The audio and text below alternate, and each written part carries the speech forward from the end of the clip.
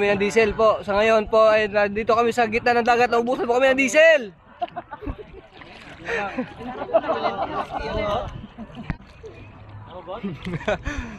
Mabas.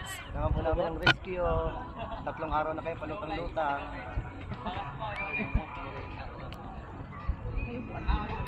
Gamay yan. Hadlok siya. Ikaw na lang gigunit. Kasi ka na lang oh. Ha? Diyan si ano.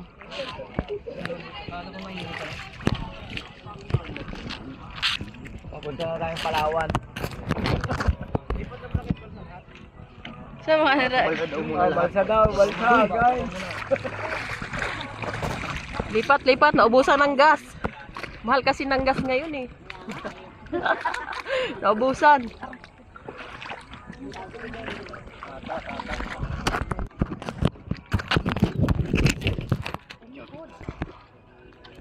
Ay kami food. Libang gina si Tio. Ya, bawal tumayo dyan ya.